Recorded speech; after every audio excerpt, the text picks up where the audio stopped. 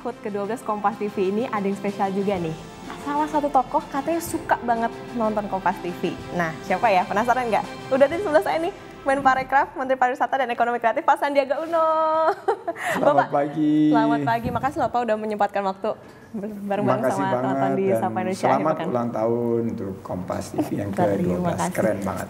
Pak Sandiaga katanya suka nonton Kompas TV. Sesuka apa sih Pak? Program apa coba yang Bapak paling suka nih? Kalau pagi itu kan suka lihat Sapa Indonesia Pagi. Sapa Indonesia Pagi. Jadi itu berita-berita yang terkini. Suka banget sama Rossi, itu salah satu favorit saya. Tapi ya favoritnya Sapa Indonesia Pagi. Sapa Indonesia Pagi paling menarik ya Pak ya. Nah biasanya kan suka ada dialog nih Pak. Kalau Pak Sandi, sukanya topik apa sih yang dibahas? Topik yang sering saya nikmati ini tentang ekonomi, terutama berkaitan dengan, kan jarang TV yang membahas ini dari aspek pembuatan kebijakan berlandaskan pemikiran teknokrasinya.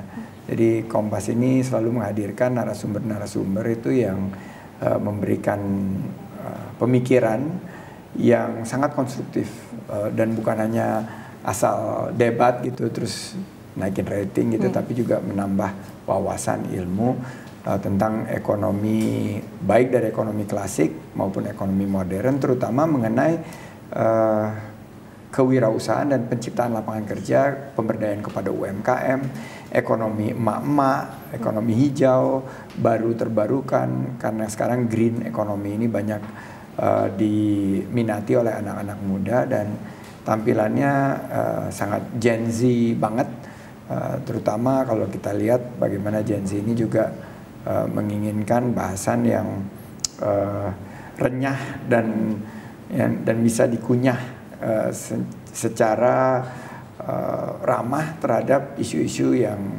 kita lihat di dunia perubahan iklim, juga peluang-peluang usaha di bidang pangan dan energi. Sebetulnya menurut Pak Sandi, seberapa penting sih Pak televisi untuk bisa memberikan informasi buat masyarakat? 67% dari rakyat Indonesia mendapatkan informasinya dari televisi, dan saya pantau Kompas TV ini share-nya terus meningkat, apalagi setelah digitalisasi. Jadi saya ingin betul-betul terkoneksi dengan apa yang masyarakat dapatkan informasi. Jadi saya biasanya bikin kopi kan pagi-pagi, saya manual brew sendiri tuh, terus nyiapin makan pagi bareng sama Mbak Nur, saya selalu nonton TV. Terus kalau di mobil sekarang ada streaming kan, ada YouTube, juga suka lihat bersama dengan ribuan orang lain streamingnya Kompas TV.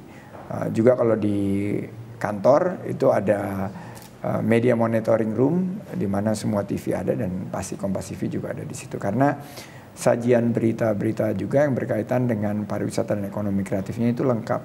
Nah ini harus kita sempatkan, paling tidak screen time saya untuk TV itu ada dalam keseharian saya supaya saya juga mendapatkan informasi terkini apa saja yang masyarakat kita sekarang tonton, apa saja yang masyarakat kita sekarang konsumsi, terutama saya juga melihat iklan-iklan, karena ini kan subsektor periklanan, subsektor televisi ini ada di bawah lingkup Kementerian Pariwisata dan Ekonomi Kreatif. Ekonomi kreatif dan pariwisata ini sangat bersinggungan dan bersinergi, dan capaian lapangan kerjanya itu 6 kali lipat dibandingkan sektor-sektor lainnya. Oke, suka banget katanya sama Kompas TV, suka nonton juga tiap pagi. Saya mau tes, Bapak tahu nggak sejarah Kompas TV? Saya baca Kompas dari saya kecil ya, dari SD. Dan selalu ingat Hati Nurani Rakyat itu ada. Dan langganan Kompasnya sampai sekarang. Sampai hari ini saya masih baca Kompas cetak. Yang dilanggan, yang masih menjadi pelanggan tuh orang tua saya, jadi masih baca Kompas. Saya setiap kali ke rumah orang tua saya baca Kompas, walaupun itu satu-satunya koran cetak yang saya baca. Nah, 2011 kan Kompas launching Kompas TV. Awalnya itu saya memantau bahwa yang menjadi tayangan itu lebih ke dokumenter, tentang sejarah, tentang budaya, seni, travel. Dan saya enjoy banget gitu loh.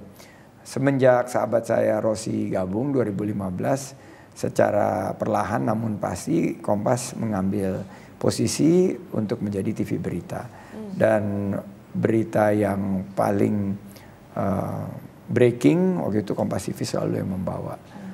Termasuk juga waktu ada berita-berita nasional mengenai pemilu. Waktu saya di DKI itu saya ingat sekali Kompas yang mengcover kegiatan belusukan dan kampanye saya itu sampai ke RT-RT, sampai ke pelosok-pelosok Jakarta gitu. Berbicara sama emak-emak, sama UMKM, sama anak muda.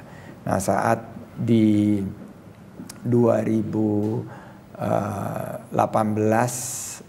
kampanye Pilpres, itu Kompas sudah dominan menjadi TV berita. Dan sekarang di ulang tahun yang ke-12, Kompas telah menjadi referensi yang independen dan terpercaya. Hits lah ya Pak, ya bisa jadi waktu pemilu kemarin kayaknya tiap hari ada Pak Sandi nih di Kompas TV. Nah gitu ya? Paling suka Pak Sandi jadi narasumber program apa kira-kira? Saya nggak akan pernah lupa di Rossi, itu di Rossi dan di Rose sama Rossi. Waktu beberapa kali, tapi terakhir yang saat saya memutuskan mundur dari Gerindra. Dan saya sangat enjoy, tapi Sapa Indonesia Pagi sih itu yang paling sering banget ngajak ngobrol baik secara langsung. Terus setelah pandemi ini kan beberapa kali Kompas TV ngundang Sapa Indonesia Pagi itu di melalui platform digital, jadi sering banget partisipasi. Saya tuh mengkonsumsi berita tuh banyaknya pagi, jadi memang Sapa Indonesia Pagi ini jadi salah satu favorit. Presenter yang yang senior seperti Mbak Rossi, Budiman Tanurejo, ada Mas Bayu ya, dan banyak yang lain juga. Oh, yang paling sering ini dulu zamannya pariwisata baru buka ini, My Sister Tarigan ya kalau nggak salah ya. Jadi itu benar-benar My Sister lah dia. My Sister.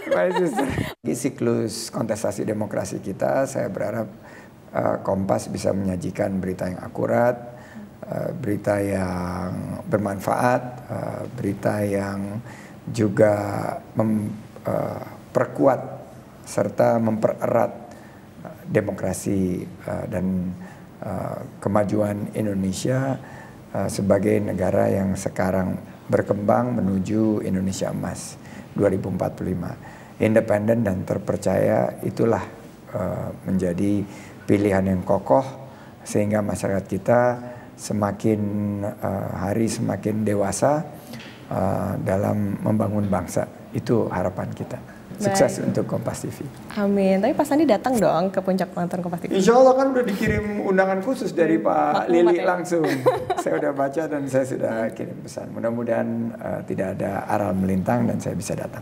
Oke, baik. Terima kasih. Menparekraf Sandiaga Uno sudah membagi waktu bercerita banyak soal kesukaannya nonton Kompas TV. Semoga sukses selalu Pak, sehat selalu. Sampai bertemu di lain kesempatan. Terima kasih. Terima kasih.